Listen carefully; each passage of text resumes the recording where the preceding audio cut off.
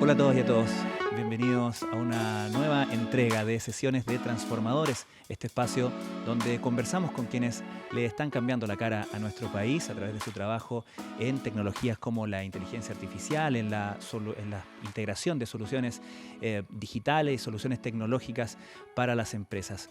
Hoy nos acompaña Nicolás Vilela, él es CEO y fundador de ZTZ Group, una empresa de software que trabaja con un sistema de inteligencia artificial que optimiza la labor de áreas legales de las empresas, ayudándola a abordar, por ejemplo, soluciones al cliente, y es experto en gestión de uso de la inteligencia artificial y, por supuesto, gestión de clientes. Nicolás, muchas gracias por acompañarnos hoy. Hay que decir que parte de la experiencia de la empresa de Nicolás involucra a empresas que trabajan tan estrechamente con clientes como, por ejemplo, Mercado Libre y Uber. Hoy lo hemos invitado a Nicolás para conversar también con Vicente Astorga, quien es presidente de la Cámara Nacional de Laboratorios Farmacéuticos y presidente de Farmacoquímica del Pacífico, un laboratorio local fundado en 1834. Así que de reinvención de empresas de durabilidad de empresas sabe mucho. Y ambos, esto es muy interesante, se conocieron como mentores de Startup Chile, así que tienen una visión bastante panorámica del asunto. Con ellos conversaremos hoy. Muchas gracias por acompañarnos, Vicente. Nicolás, partamos contigo en una pregunta que yo creo que es fundamental para entender la inclusión de nuevas tecnologías en estos procesos. Por un lado está la gestión del cliente, pero al mismo tiempo estamos hablando de la gestión de la inteligencia artificial en estos procesos. Estamos hablando de un área que requiere, por definición, tú me dirás qué tan imprescindiblemente hoy, pero la actividad y la interacción humana, pero al mismo tiempo con estas nuevas herramientas que han probado ser revolucionarias. ¿Cómo se concilia el uso de la inteligencia artificial en estos procesos? Claro, mira, a mí me gusta mucho la analogía de que a veces el negocio está bien, pero las partes están bien y lo que está mal es el orden. Entonces tenemos la carreta y el caballo, pero en el orden inverso. Lo que nosotros hicimos fue pensar dónde la inteligencia artificial podía empoderar a las empresas para resolver sus reclamos regulatorios. Y nos dimos cuenta que el lugar de la inteligencia artificial es ayudando al ejecutivo que gestiona este reclamo regulatorio. Solo para poner en contexto, las empresas reciben miles de reclamos regulatorios al mes que tienen que responder en 10 días. Entonces esto es un desafío de productividad, lo cual se transforma en una oportunidad para la inteligencia artificial. Nosotros dijimos, ¿qué sucedería si cada ejecutivo y cada supervisor tiene un asistente de inteligencia artificial para empoderarlos en aquellas tareas que son repetitivas y para dejarle todo servido en aquellas tareas que son más humanas? Creo que ahí está la magia, ¿no?, de la implementación efectiva. Sí, yo estoy en esa misma línea que el Nico.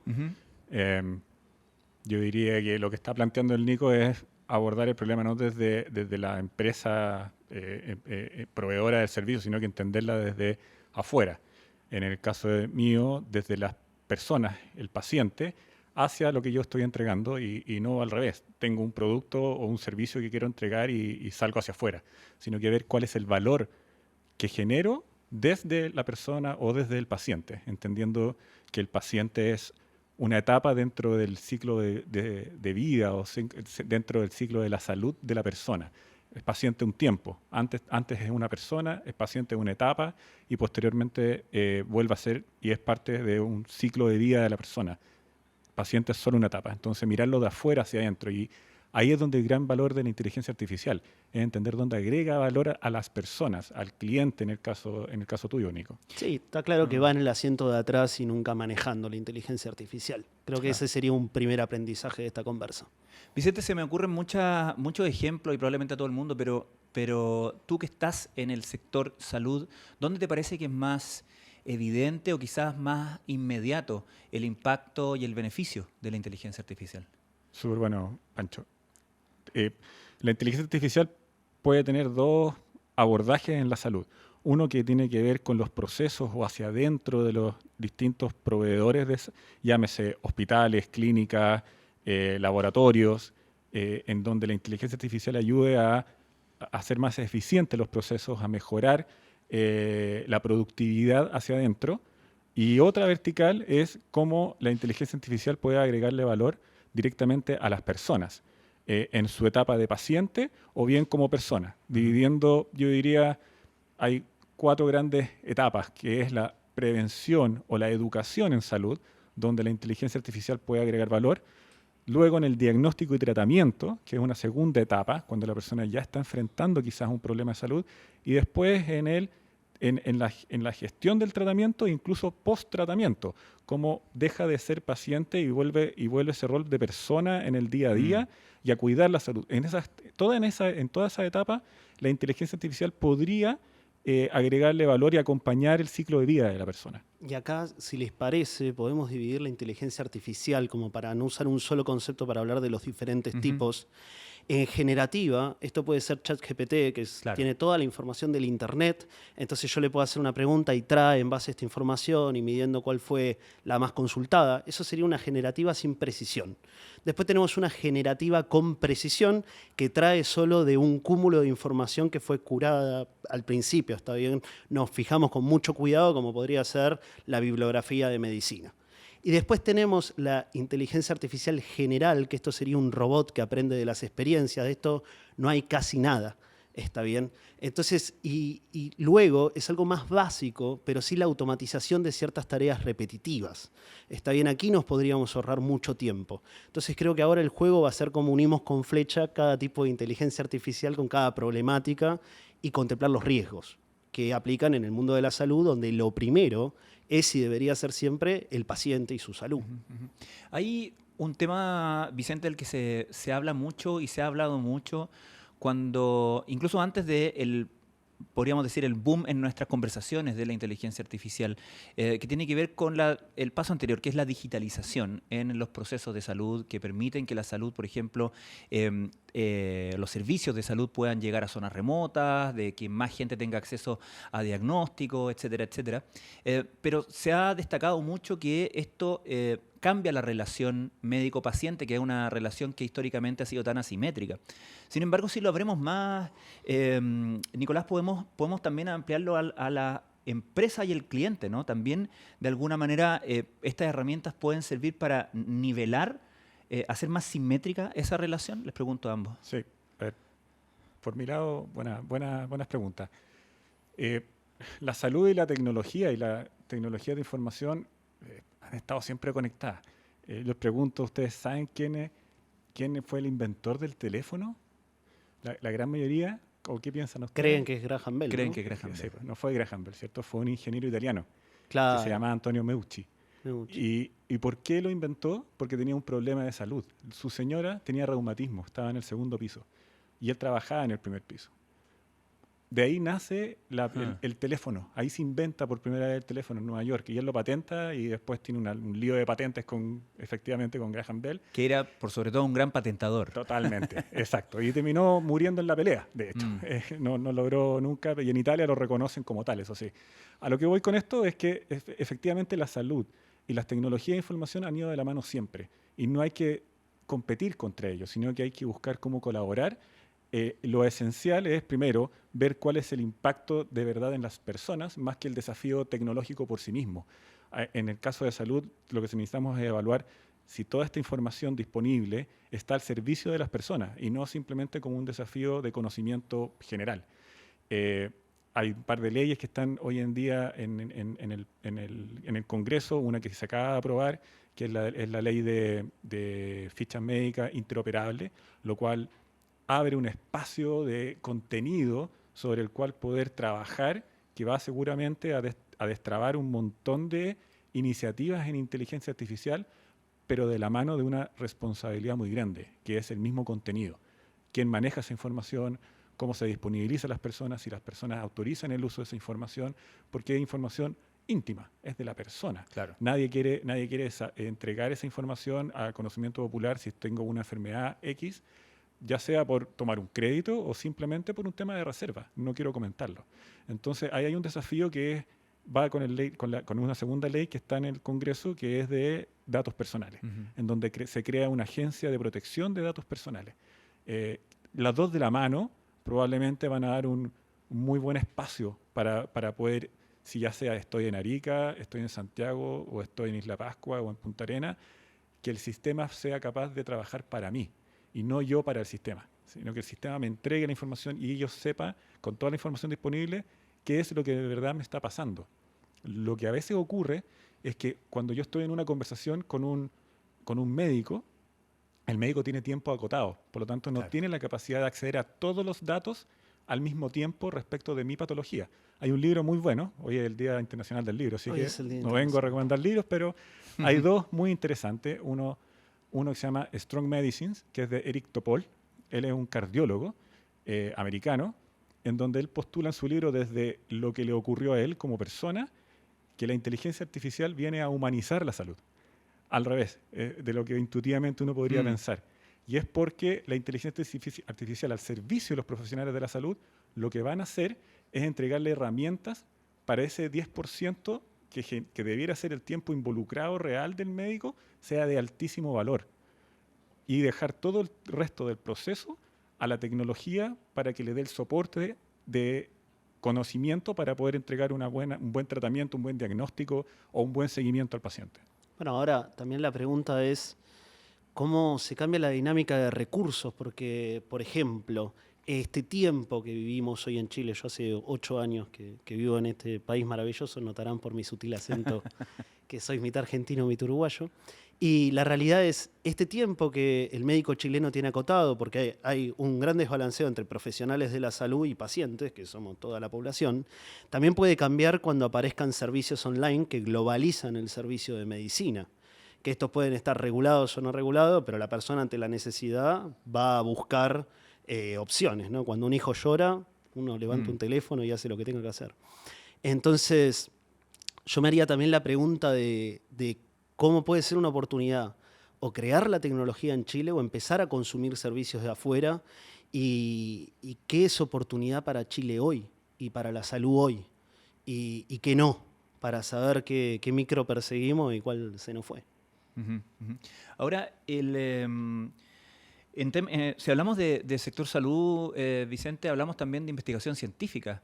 Hablamos de también una herramienta que puede permitir saltos en esa investigación, que tiene un impacto también en tiempo y por lo tanto en costos, si hablamos de la industria farmacéutica, por ejemplo, que pueden también redundar en un beneficio importante. ¿Tú cómo ves cambiando, si es que lo ves, digamos, el paradigma de la industria en ese sentido? Mira, desde ejemplo, vuelvo acá a la conexión hace varios años participo en Startup Chile, ahí nos conocimos Ajá.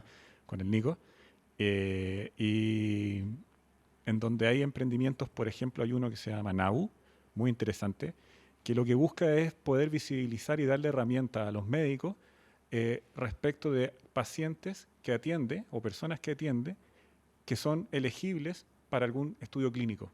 El gran problema que tiene el sector farmacéutico es poder reclutar personas propicias para hacer el estudio clínico. Eso es muy lento cuando se hace uno a uno, pero si logras entregarle herramientas a todos los médicos, de tal forma de que los médicos puedan elegir de forma eficiente y hacer un pre-screening, que se llama, que es disponibilizar personas que podrían tomar el rol dentro del estudio clínico, eso acelera el proceso. De ahí uno podría pensar en el acompañamiento de ese estudio clínico, como el paciente que está en medio del estudio clínico se siente acompañado, no simplemente le dan un esquema de tratamiento, se va para la casa, sino que en el día a día va resolviendo inquietudes. Y esas inquietudes las va resolviendo que podría ser con inteligencia artificial. Incluso lo que tú planteas, Nico, una inteligencia artificial adaptativa, que en definitiva me interprete como yo hablo, como yo necesito que me comuniques. No necesito tener a alguien técnico que me hable palabras muy rebuscadas, sino que necesito que con palabras simples. Un ejemplo súper básico, pero quizás yo desde la industria hablo de medicamentos, pero si las personas entienden que los medicamentos se les dice remedio, son remedios. No puedo insistir que son medicamentos.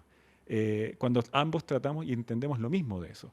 Entonces, cuando hay un robot o una inteligencia artificial que es capaz de contener eso y dependiendo de la persona, cómo poder transmitir, la persona se siente acogida.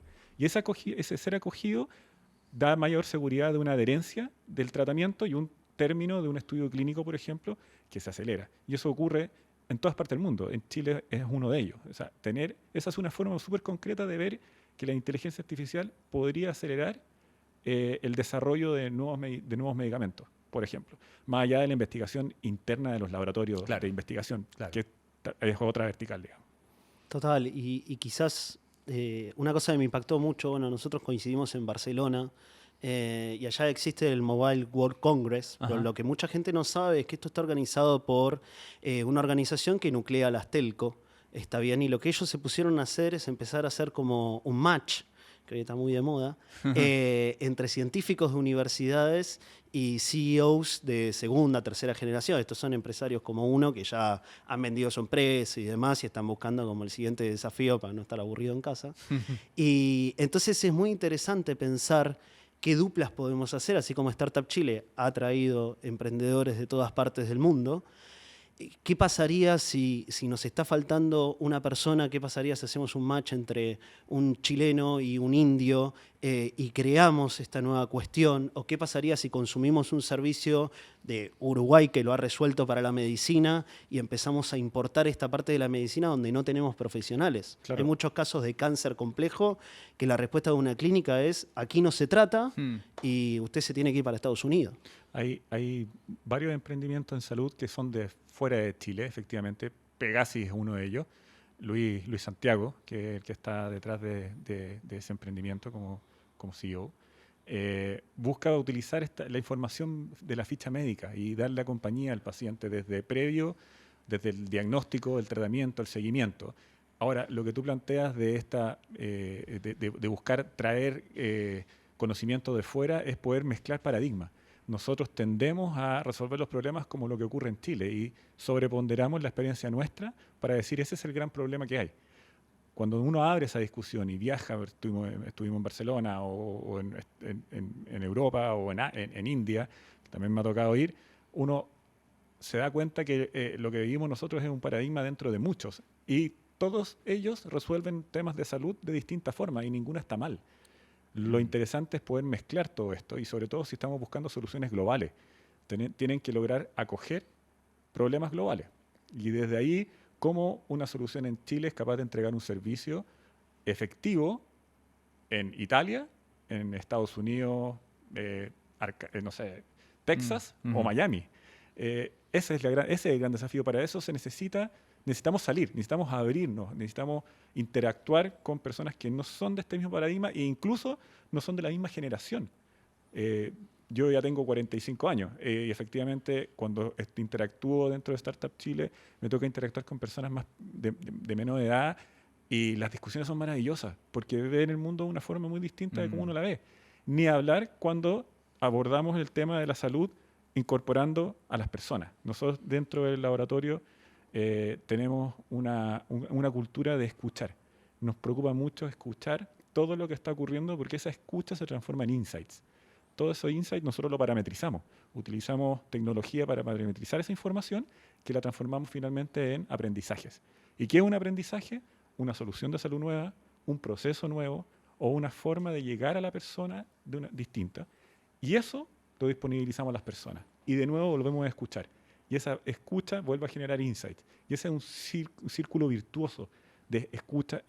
Por lo tanto, para nosotros, y para mí en particular también, me es muy natural pensar el problema al revés. No desde la empresa hacia afuera, sino que de afuera hacia adentro. Sí, y es verdad que una época de revolución como la que estamos viviendo de la inteligencia artificial, que yo sí sería como muy cuidadoso qué se va a revolucionar y cuándo va a llegar esta revolución, para no hacer esta campaña del miedo que no me gusta nada, pero nos convoca a esta conversación, que alguien del ámbito médico se sienta a la mesa con alguien del ámbito de la tecnología, en conjunto con un periodista, a ver cómo divulgamos lo que está pasando.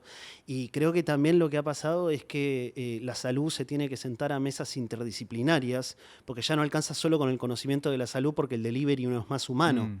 Ahora te lo puedo entregar a través de una videollamada y cómo hacemos que no se caiga. O también hace poco se ha hecho una de las primeras operaciones de vesícula en un centro de robótica de Chile, que creo que, si no me equivoco, fue el primero en Latinoamérica en hacerla.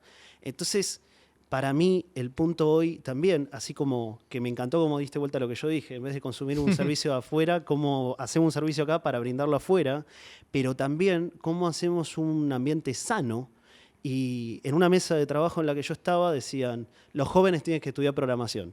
y a los 20 minutos estábamos hablando de cómo regular a los programadores si hacían algo mal.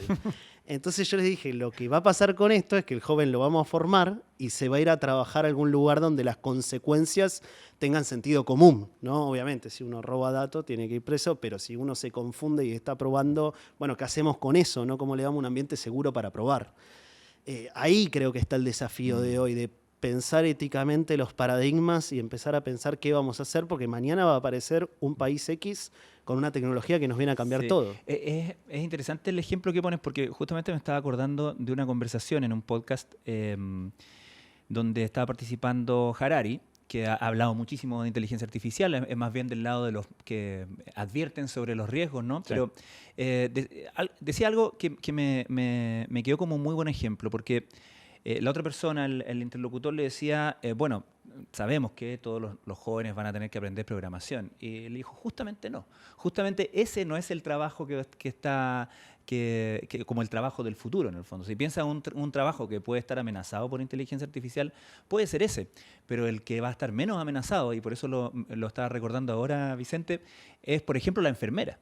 Porque la Correcto. enfermera no solamente tiene conocimiento, tiene la práctica que la hace imprescindible en términos de su propio instinto, de su interacción, de su criterio, son cosas que a lo mejor terminan, no sabemos, a lo mejor terminan perfectamente replicadas, ¿no? Claro.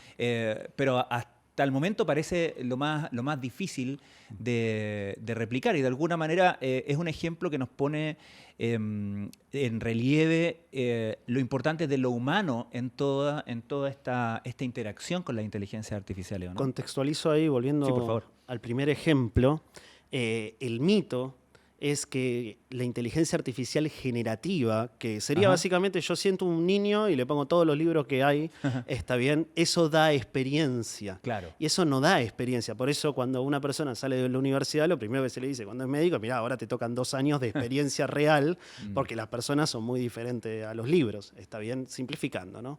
Entonces, este es el punto que hay un libro que es del socio de Peter Thiel, que si no me equivoco se llama Eric Rice, me puedo estar confundiendo, que es el mito de la inteligencia artificial, que es creer que estos avances que tenemos hoy nos van a dar una enfermera robot. Claro. Y eso no va a suceder, yo se lo firmo donde ustedes quieran. Eso es inteligencia artificial general y es otro camino. Pero también hay que tener mucho cuidado en cómo capacitamos a los tomadores de decisiones de la regulación, porque si creen que mañana llega la enfermera robótica y está a la vuelta de la esquina, van a regular de una manera, y si saben que no va a pasar, van a regular de otra forma. Y acá es sentarnos a hablar la cuestión. Voy a sumar un par de cosas. Otro libro muy interesante se llama Robetics, como robot y Ajá, ética. ajá. Robetics. Ujú. Él es italiano y es un economista que ha trabajado en tecnología. Y no solo habla de salud, sino que habla de todos los ámbitos de acción de la inteligencia artificial y dónde están los riesgos, pero tratando de darle un lenguaje para que las personas que no son, digamos, que no han desarrollado conocimiento en tecnología sean capaces de generar una conversación en el almuerzo. Porque eso es lo que se necesita.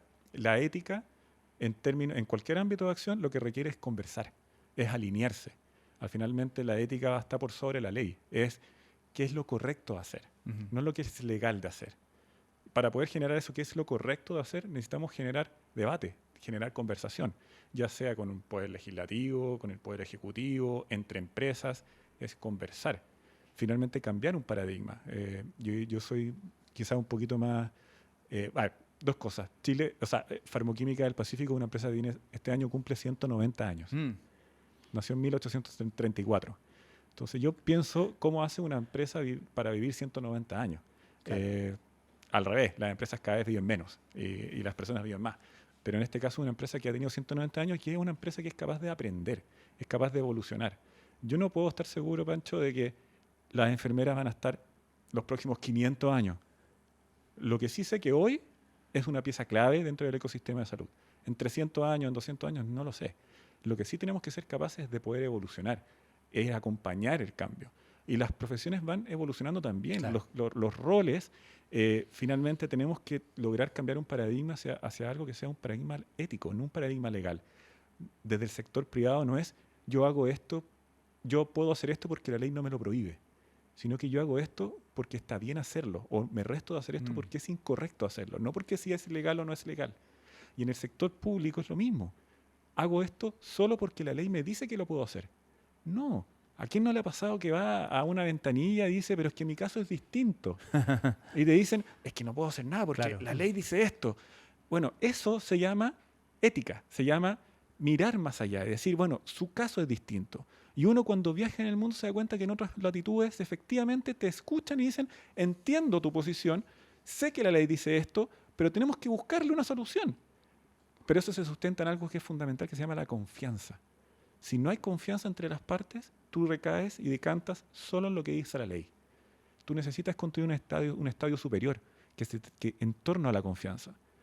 Que tú y yo podamos decir, voy a hacer esto no porque la ley me obliga a hacerlo, sino que porque los dos creemos que hacia allá queremos ir y llegamos a un acuerdo más allá de lo legal. Eso es ética, eso es trabajar porque tiene un impacto lo que hacemos. La decisión que tomamos genera un impacto en otros. Y eso en salud es fundamental. ¿Y qué hacemos? ¿Vamos a la Facultad de Filosofía y le enseñamos a programar? ¿O vamos a la Facultad de Ingeniería y les enseñamos filosofía? Bueno, yo creo o mejor nos instalamos en la cafetería y que se junten todos, ¿no? Yo creo que filosofía es una de las carreras del futuro. Claro. Sin duda. Bueno, Nos falta mucho pero eso. ¿quién hoy se puede dar el lujo de estudiar filosofía? Yo hubiese estudiado historia si pudiera. Hoy puedo, también es verdad. Un momento, solo para redondear.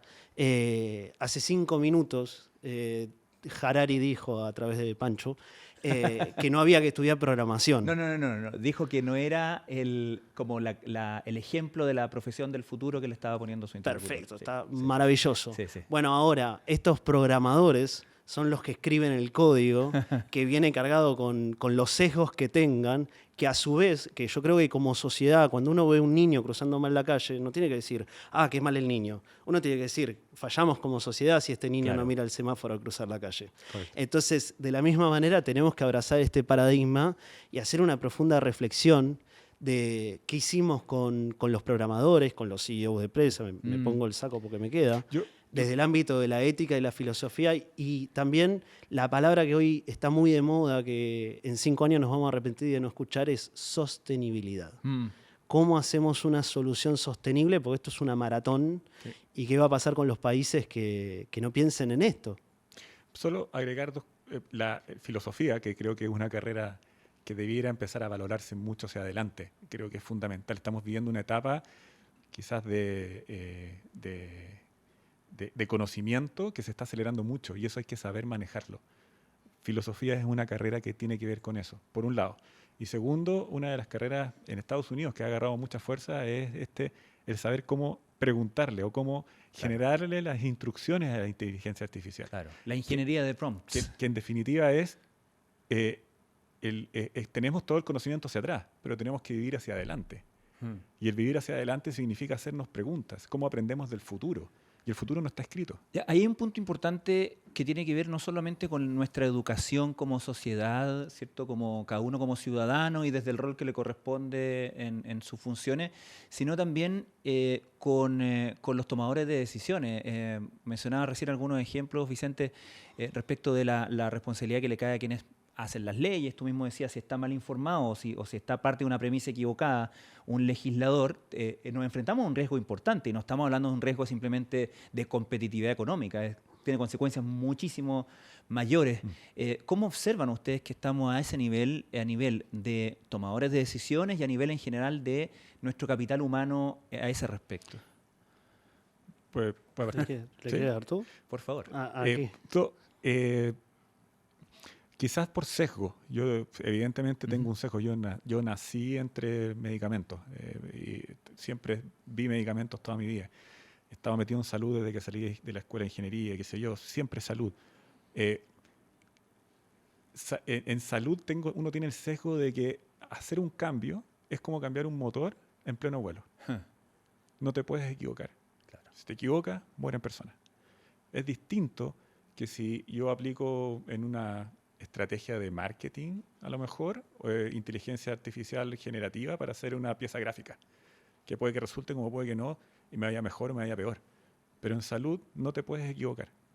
Y eso hace que los procesos sean un poco más lentos, sean más reflexivos, porque tiene un impacto. Y y lo que dice Pancho respecto de cómo incorporar a distintos actores, hoy en día hay una disposición y tenemos que buscar espacios de encuentro. Vivimos en una sociedad que es un poco contraintuitivo, porque vivimos en una sociedad de desconfianza, en donde es raro vernos a todos sentados en una mesa porque como que nadie quiere salir en la foto con otro, cuando es todo lo contrario. Debiéramos estar todos en la misma mesa, de una forma transparente, de cara a las personas, pero necesitamos estar juntos. De lo contrario, lo único que hacemos es reforzar más todavía los paradigmas, las diferencias que hay en las asimetrías de información. Generar instancias en donde esté todas aquellas personas que sean parte del ecosistema de salud, por ejemplo, llámese legislativo, ejecutivo, sociedad civil, y poner el problema en el centro, enamorarnos del problema y ver cómo entre todos lo resolvemos. Pero un tema súper ético también de lo mismo es que haya visibilidad de quiénes son los que están aportando y desde dónde aportan. Yo aporto desde el sector donde estoy.